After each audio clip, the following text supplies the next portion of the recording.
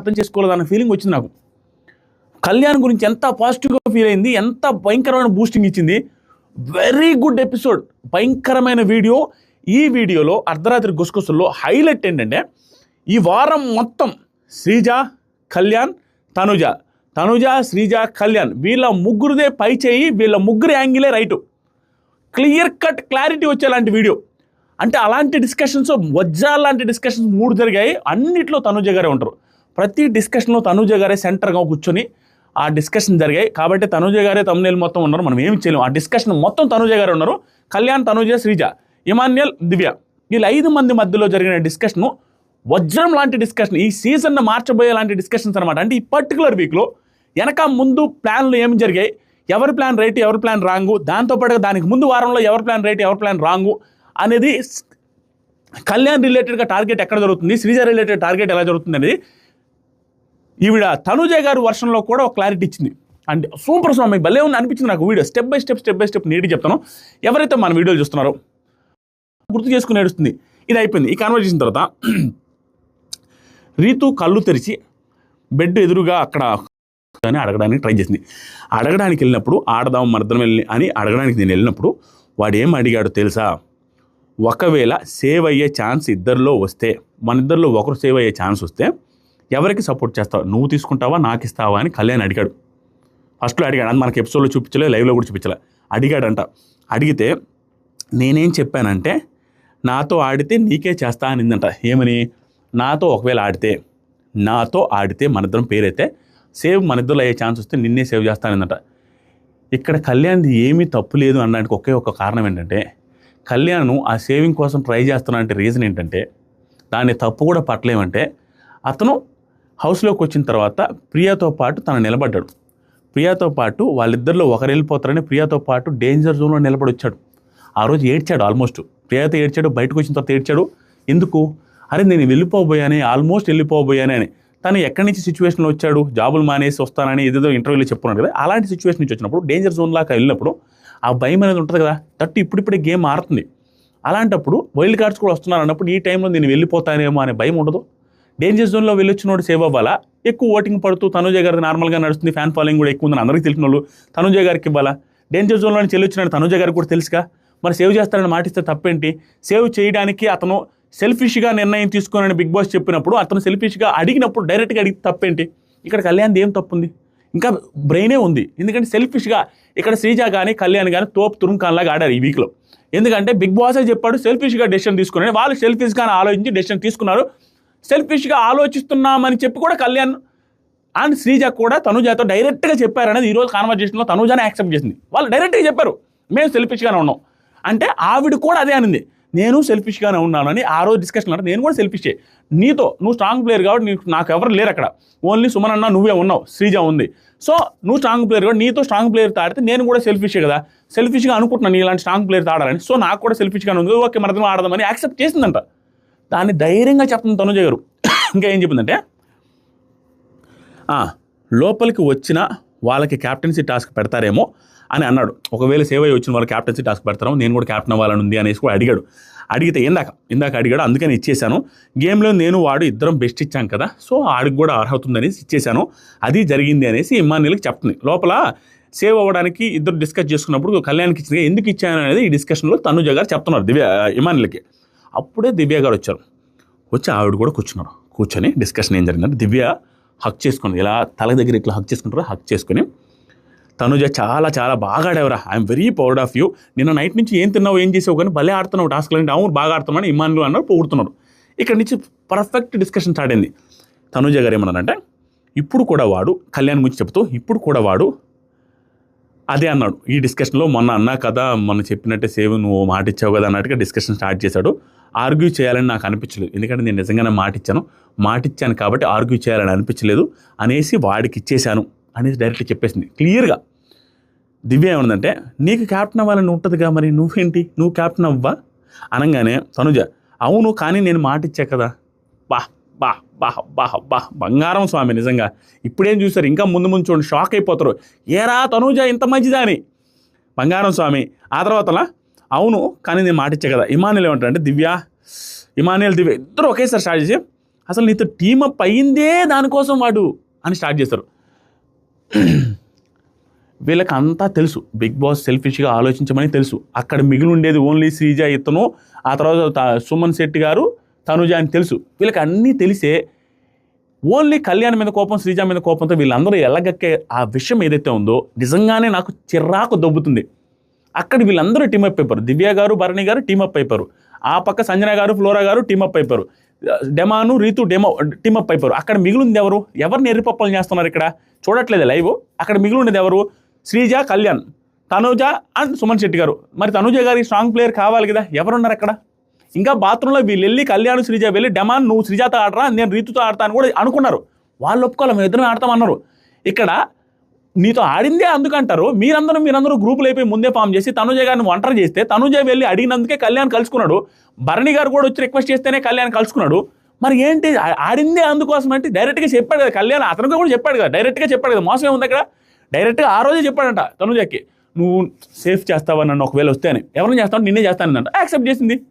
ఇక్కడ ఏం చెప్పాలనుకుంటారు నాకు అర్థం కాదు. వీళ్ళు కళ్యాణ్ తప్పు చేశాడని చెప్పాలనుకుంటున్నారు. వీళ్ళు టార్గెట్ చేసి చెప్పట్లా, వీళ్ళు వెనక మాట్లాడుకుని చెప్పలేదు. దివ్య గారు వెనక మాట్లాడని చెప్పలేదు, శ్రీజాని వాళ్ళని కళ్యాణ్ లేపేయాలని అని, కళ్యాణ్కి బుర్రలేదనేసి జైలు దగ్గర మాట్లాడని చెప్పట్లేదు. ఇమానియల్కి సంబంధం లేకుండా, క్యాప్టెన్కి సంబంధమే లేకుండా ఇమానియల్ సంచాలక అయినప్పటికీ కూడా ఈ పర్టికులర్ వారంలో అసలు ఆట లేకపోయినా వెళ్ళి రీతుతో ఫస్ట్ వాళ్ళనే తీసేయాలి, తీస్తారు అందరని చెప్పడం. తీస్తారు అంటే మీరు కూడా తీసేయండి అర్థం. ఇన్ని చేస్తే వీళ్ళదేం కనపట్ల. వాళ్ళకి ఏమనుకుంటున్నారో నాకు అర్థం కాల. వాళ్ళే తప్పులు చేశారు, వాళ్ళే వీళ్ళని టార్గెట్ చేశారు. వీళ్ళు బిగ్ బాస్ చెప్పినట్టుగా సెల్ఫిష్గా ఆడాలనే ప్రయత్నంలో ఆడుతూ సెల్ఫిష్గానే ఆడుతున్నామని డైరెక్ట్గా శ్రీజ, కళ్యాణ్, తనుజకి చెప్పారంట. నెక్స్ట్ కాన్వర్సేషన్ వస్తుంది. దాంట్లో ఏంటి తప్పు? ఇప్పుడు చూడండి ఇంకా ఏం చెప్పారు. వాడు కలిసిందే దానికోసం నీకు అర్థం కావట్లే అనగానే ఇమాన్యుల్ ఇంకొక మాట అన్నాడు, ఇప్పుడు వాడి కోసం ఆడావు, వాడి కోసం ఆడించుకున్నాడు అంతే. అసలు ఎలా మాట్లాడతారు వీళ్ళు? సేవ్ అనేది తీసుకుంటే అతను టాప్లో ఉండి రోజు నీట్గా సేవ్ అయ్యే పర్సన్ నుండి తీసుకున్నా తప్పబట్టినా ఓకే. అతను డేంజర్ జోన్లోకి వెళ్ళొచ్చిన అతను సేఫ్ తీసుకుంటే తప్పేంటి? అది ఆలోచించారు అక్కడ హౌస్లో వాళ్ళు.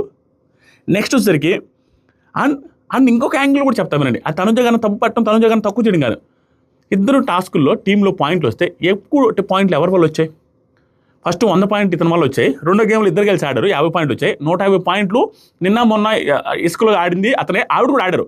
హాఫ్ ఉన్నాయి కదా, ఎక్స్ట్రా 100 పాయింట్లు ఇతనే కదా తెచ్చింది. ఇతను కానీ ఆ రౌండ్లో రాకపోతే నెక్స్ట్ రౌండ్లో తనుజ గారు తెచ్చారు వాళ్ళేమో. కానీ అక్కడ జరిగిన దాన్ని చూసినా కూడా కళ్యాణ్ వల్ల ఎక్స్ట్రా పాయింట్లు వచ్చాయి కదా. తనుజ గారు కూడా బాగా ఆడారు, దెర్ ఇస్ నో డౌట్. అంటే అది చూసుకున్న హౌస్లో వాళ్ళకి అర్థమవుతుంది కదా, డేంజర్ జోన్లోకి వెళ్ళొచ్చాడు, ఇతను వాళ్ళు ఎక్కువ పాయింట్ వచ్చాయి, ఇవన్నీ ఉన్నాయి. ఆవిడికి ఎవరు దిక్కు లేనప్పుడు అక్కడ ఆ టైంలో తనుజ గారికి ఓన్లీ సుమన్ శెట్టి అన్న ఉన్నాడు. ఇతను వచ్చి ఆడేయాడు కదా, అన్ని బలం సంబంధించిన టాస్కులు వచ్చాయి. సుమన్ శెట్టి గారిని తీసుకొని ఉన్నట్టు నా పరిస్థితి ఏమై ఉండేది అనేది ఆవిడ అన్నది. నేను లాస్ట్లో నిలబడేదాన్ని, నాకే హెల్ప్ అయింది కదా అని తనుజ గారు మనస్ఫూర్తిగా మాట్లాడుతున్నారు. స్వామి వీళ్ళకి తెలిసి కూడా ఎలా అంటున్నారో నాకు అర్థం కాల. ఇంకేమన్నానంటే, దివ్య నిన్న ఒక్కరైనా నీకు వర్స్ట్ ప్లేయర్ ఇచ్చారా చెప్పు? బాగా ఆడినట్టే కదా నువ్వు, కళ్యాణ్ కంటే నువ్వు బాగా ఆడినట్టు కదా. కళ్యాణ్ కంటే బాగా ఆడినట్ట? కళ్యాణ్ ఈవిడ సమానంగా ఆడారని మొన్న చెప్పా, కానీ ఫేవరెటిజం ఉండడం వల్ల తనుజ గారికి ఇచ్చారు వాళ్ళందరూ. ఇంకోటి ఏంటి, నిన్న పర్టికులర్ దాంట్లో కళ్యాణ్కి ఎక్కువ పాయింట్ వచ్చినాయి కదా, 100 సపరేట్గా అతను ఒక్కటే తెచ్చాడు కదా. దాంట్లో తనుజ గారు ఎల్లుండి వచ్చేవాళ్ళేమో, కానీ ఇతను తెచ్చేసాడు కదా.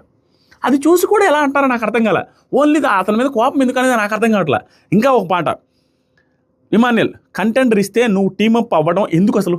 నెక్స్ట్ టైం ఇలా చూసుకో కంటెండర్ ఇచ్చినప్పుడు నువ్వు టీమప్ అవ్వడం వల్ల నీకేం లాభం అన్నట్టుగా.